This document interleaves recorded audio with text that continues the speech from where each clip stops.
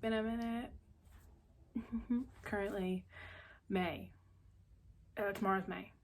Today's the last day of the month of April, and I have not been here at all. I don't have many books to talk about, if I'm being honest. I do have a decent amount of thoughts about the things that I have read, so that's something. I've read things of substance, so yeah, I tried to make good decisions in what I was reading. I wanted to read things from people with disabilities in the month of April because I knew the disability readathon was happening, but that's about the only thing that I know happened in April. I think I read 2 books in March, maybe. I have 4 books to talk about here. I don't know, I guess I could go into a whole long thing about why I haven't been here, but I don't really have a big excuse. There was a lot going on in my life the past couple months, not even necessarily all having to do with me, but stuff that was just happening around me, and it was taking up a lot of my mental energy and space, and I had to be there for people in a way that I haven't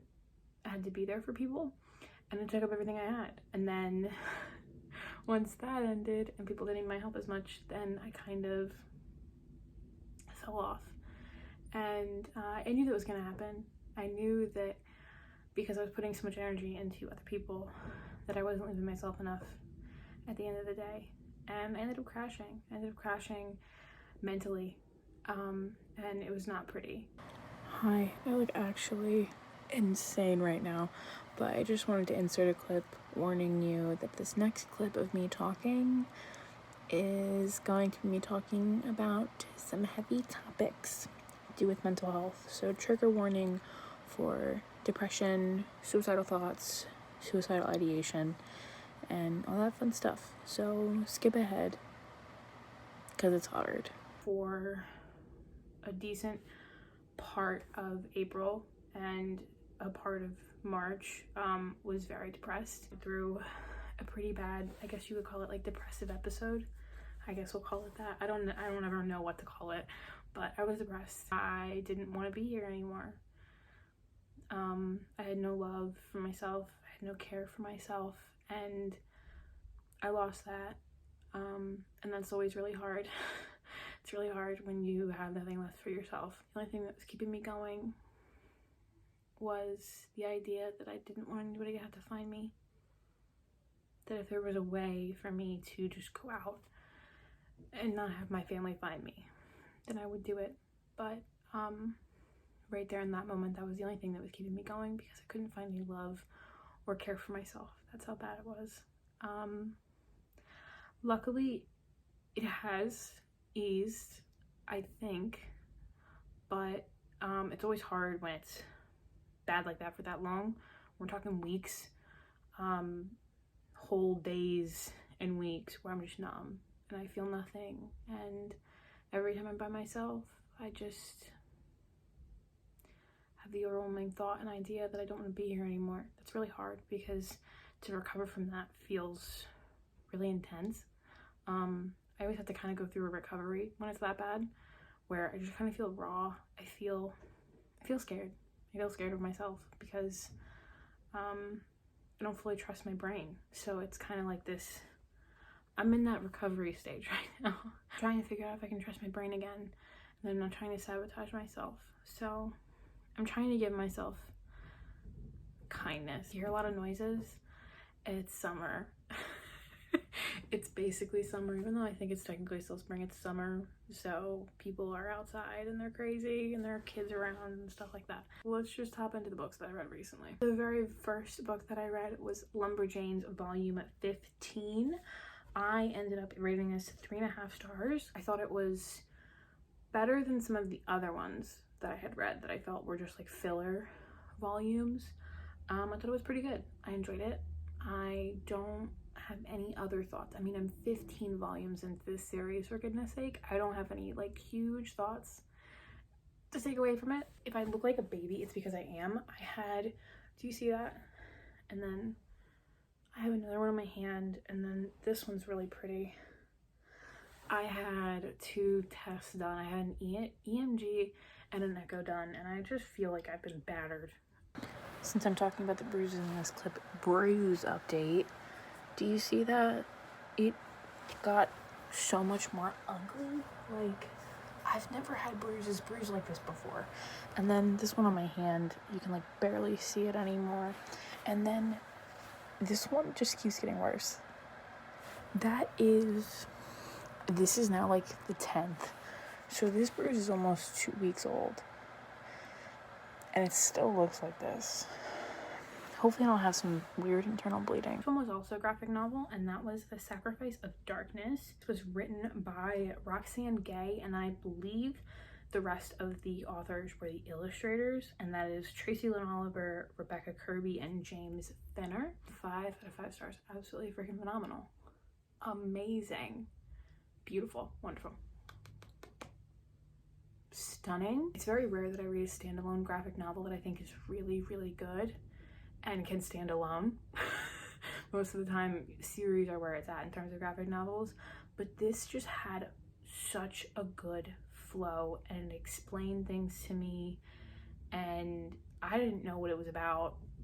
Apparently, I'm just an idiot, and apparently this was a previous short story that Roxane had published, and then I guess they decided to make it into a graphic novel. So here I am, and I was like, wow, this was absolutely amazing. I thought the characters were so good. Like, I cared about everybody. Like, I wanted to know that they were okay. Even though we didn't get a lot of background, like we got some, but not like, it's not like crazy character building, right? Because we have all these different characters, but I felt like at the end of it, I still felt like I loved them with like a lot of my soul. Looking for a sci-fi graphic novel, standalone, that's not related to anything else and can stand alone, I do really recommend this one. Now the next book is funny. Not funny at all, but funny that I read this at one of the worst points in my life. You know how I preface this video? Well, just listen to the book of listen to the title of the next book. The next book is Hello, I Want to Die, Please Fix Me, Depression in the First Person by Anna Meller Paperney. Don't ask me why. I decided to read a first person viewpoint of depression and wanting to. Why did I read this? I don't know, but it somehow brought me comfort. I rated this 5 out of 5 stars. Really like this. This was very, very interesting because it was part memoir, but also part nonfiction and just like about depression. And also we heard about other first person accounts of other people with depression, which was very intense. We had a lot of different things. We had the accounts of people going through depression. We had the loved ones of people suffering from depression or who had sadly died from depression. You get so many different experiences and so many different backgrounds and so many different ideas of treatments and how to treat it and where it may come from and all of these different ideas. It was wild to me, absolutely wild. I guess the way that I think about it is when I finished this book, I really thought, wow, depression doesn't discriminate whatsoever. I think if you haven't gone through depression, I really only recommend this book to people who do not suffer from depression. If you do not suffer from mental health issues, I highly recommend this book.